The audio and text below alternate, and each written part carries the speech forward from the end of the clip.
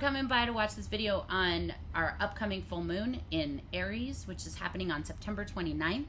I'm just going to review for you today the transits that will be happening on that day or around that day that will add some personality to this full moon, or that this full moon will be highlighting. Purpose of this is just to help you identify what you want to let go of, what needs to go, and how you want to move forward. So remember, every full moon we're letting go of something. Sometimes those things are big, sometimes they're small, and all of that is just so that we're not carrying baggage for a lifetime. If we never took a minute to do some inventory and let some things go, we would be buried in stuff. This full moon, again, happening on September 29th, will be in Aries, moon in Aries, sun in Libra at 6 degrees. The co-occurring aspects that will be happening in the sky mostly have to do with Uranus. So Uranus is kind of like trying to take the spotlight away from the full moon. Uranus is square to Mercury, which we just had a Mercury retrograde. So as Mercury's kind of getting its bearings and leaving Virgo, there's a square between Mercury and Uranus. And what that means is a surprise or some type of shakeup having to do with communication. That can be how we think about things, our perception of things. That can have to do, because Mercury is in Virgo, it can have to do with the way that we organize things, organize our thoughts, our life. In the last couple weeks, you've seen some type of stirring having to do with the Mercury retrograde, and Uranus is just going to come by and blast it one more time. By blast, please don't think that means it's a bad thing. If we're going with that energy, you can be like, oh, thank you for moving that. Uranus is sort of impersonal like that. Like, Uranus brings the energy of surprise, and sometimes that's like, surprise, here's your favorite food, the gift that you've been wanting for years, the trip you've wanted to take. And sometimes it's, surprise, you need to go find another job because the place where you worked is shutting down. It's almost as though Uranus is just, I bring surprises, don't care if you like it or not. Uranus will be trining Mercury, but it will be squaring Venus. Venus is a beneficial planet. Mixed up with Uranus, this could be a good or bad surprise, even though it's a square. Because it's a beneficial planet, really depends on your chart how this will play out, specifically for you. A couple of days after the full moon, Mercury will be making an opposition to Neptune. So there's just a lot of having to do with the way we understand our environment, understand what's going on in the world, the way that we see it, the way that we talk about it, what we say, what we share, what we might teach or communicate with others. Between Uranus and Neptune and a personal planet like Mercury, it's like the way that we might talk about these things in our personal lives is being affected by something much bigger than us. So something that's outside of my control. Neptune can lead to delusional thinking. It can sort of lie to us.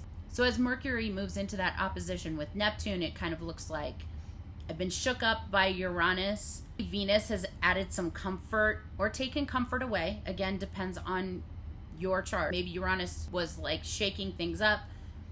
I felt that through an uncomfortable connection in a place where I usually feel comfortable. And then I'm shown where I might have believed something that wasn't true.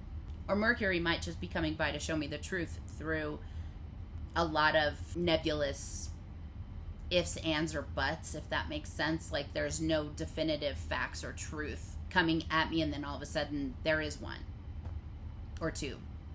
So the other feature of this particular full moon is we're heading into 18 months of eclipses in Aries and Libra. This full moon is not an eclipse, but it's the last one in this sign that won't be an eclipse. So there could be hints or the beginning of something that may turn into something bigger, because remember, an eclipse is just a full moon or a new moon on steroids. It's just a full moon that's a lot, or a new moon that's a lot. This one would be showing us what might down the road be a much bigger deal. And by big deal, again, not necessarily good or bad. It could be something that we're hoping for. If you're hoping for your house to sell, losing your house is not a bad thing. Somebody bought it. I'm happy. That's a good thing. Or I might be losing $50,000 from my bank account because I just put it down on a house. So I'm okay with losing that money because I'm making a conscious choice to do it. So it's not always going to be something that is completely against my will, but it may be showing me the nature of some decisions that I might have to make in the next 2 years that I wasn't planning on, that weren't on my agenda. And then the other thing is that for this full moon, the last one in Libra and Aries, before we go into eclipse season with Libra and Aries, for this one, we have all these retrograde planets like Saturn, Jupiter, Chiron, Uranus, Neptune, Pluto, all of them retrograde. In the new moon in March, none of them will be retrograde, and also Pluto will be in Aquarius. Right now, Pluto is doing one of its last transits through Capricorn, the last few degrees of Capricorn. When the new moon solar eclipse happens, Pluto will no longer be in Capricorn, which will change a lot of things. Being in the early degrees of a sign is much less intense, even though it's Pluto, than Pluto being at the end of a sign. Okay, so that's it. Let's look at how this full moon affects you personally. I'm going to go through all of the rising signs, and we're going to look at where in your chart this particular full moon will be. If your rising sign is Aries, the place where you want to let go is in your first house, and that is your personal self, your personal space. It's what's right in front of you. It's how you show up in the world. That could be physical, or that could be an attitude that you bring. This is something that you want to let go of, and you're moving towards something that is more partner-based. So you may be letting go of something in your space right now to help you in your partnership, either your spouse, a person that you consider your person, or this may be about letting go of someone or something in your personal space right now so that you can move on and have a different partnership or move into a partnership that you want. That doesn't mean that everyone with Aries rising is going to break up, but there may be something not working for you about a partnership, so you're the one who leaves, or there might be something that you do that blocks you from showing up in partnership the way that you ideally would like to. If you have Taurus rising, this full moon will be affecting your 12th and your 6th houses. So your 12th house, that's where the moon is. That's what you're going to want to let go of. That can be unconscious beliefs, core beliefs that motivate you that you are unaware of. That can be self-sabotage or someone who is sabotaging you. So hidden enemies. And your 6th house is what you're moving into. You're letting go to benefit this 6th house. So in your 6th house, you have your physical health, your lack of health. So holding on to something that isn't good for you could cause illness in your 6th house, whereas letting go of something that isn't good for you could cause wellness in your 6th house. The 6th house also rules people who see you as their employer or those who are subordinate to you in the workplace. If you have Gemini rising, you're letting go of something in your 11th house to benefit your 5th house. So your 11th house is your friends, your community, your social media activity. And this can be groups that you're aligned with in person, or this can be groups that you are aligned with online. This can also be fans, people who look up to you from afar or look down on you from afar. And the 5th is romance, children, your own inner child, what you like to create, what brings you joy. So you're letting go of something in your 11th that might be blocking something in your 5th, or if that happens without you doing it intentionally or making an intentional move, something that leaves from your 11th house is probably going to benefit your 5th. So it's asking you to look in that direction. What do I want to create? Activity that normally brings joy to my life has been blocked because of whatever has left the 11th. If you have Cancer rising, this full moon is affecting your 10th house. The sun is in your 4th. So the 10th house is your public persona. This is what you share with the world. This is your career. This is how the world at large sees. And your 4th house, which is your home, your family, your parents, and it's your private life. So you could be letting go of something in your public life to benefit your private life. If you have Leo rising, this full moon is affecting your 9th and 3rd houses. You're letting go of something in your 9th to benefit your 3rd. Your 9th house is your beliefs, your spirituality. It can be religion, your moral compass, what you look up to, what you might answer to, whatever higher power means to you. That can be the law. In your 3rd house, you have more your foundational education, the things we sort of do automatically. We've known them forever. Grade school children, or your own grade school children, as well as siblings, people you knew when you were in grade school. This can also be your daily routine. So for instance, you're letting go on the moon side. You might be dropping a class that you've been taking to lighten your load so that your daily routine is not so overwhelming. It can be graduating from a class and now your daily routine has gotten lighter.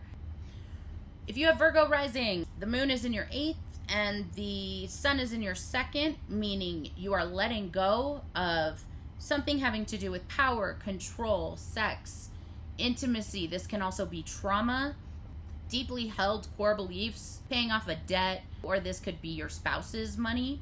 And then in your second, that's becoming something that is yours. So maybe I've paid off a bill and now my income is affected because I get to keep more of it and I don't have to pay on this bill anymore. If you have Libra Rising, this is the moon in the 7th and the sun in your 1st. So this is letting go of something in a relationship or an attitude towards relationship that makes your own physical personal space easier. That could be letting go of a person, but it can also be letting go of an attitude or habit that is sort of blocking the success of your relationships because I'm no longer feeling myself. Okay, so that could look like just a conversation about boundaries. If you have Scorpio Rising, this full moon is happening in your 12th and 6th houses. That's letting go of some type of sabotaging behavior or letting go of allowing yourself to be sabotaged. And when I say allowing yourself, this means that the full moon would kind of be showing you what's sabotaging you. So not that you intended to be sabotaged. However, you'll see that that's happening and you get an option to get rid of that. And that can be an internal self-sabotage or that can be external, somebody doing this to you. Letting go in the 12th will lead to the 6th being healthier.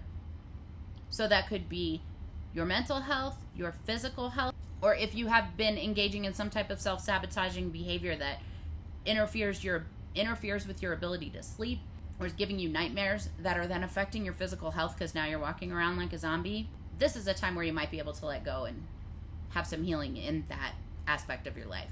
If you have Sagittarius Rising, the full moon is in your 5th and the sun is in your 11th. Letting go of maybe childhood experiences, letting go of something that I am creating in my life that may be afflicting my relationships to my community, my goals, my dreams, what I aspire to. This could also just be doing inner child work. If you have Capricorn Rising, the moon is in your 4th and the sun is in your 10th. So that's letting go of something in your private life that benefits your public life. So that may be setting some boundaries with family members or setting boundaries with parents that allows you to have more time and freedom in the rest of the world. This is letting go of something more personal or behind the scenes to benefit my career or my public life in some way.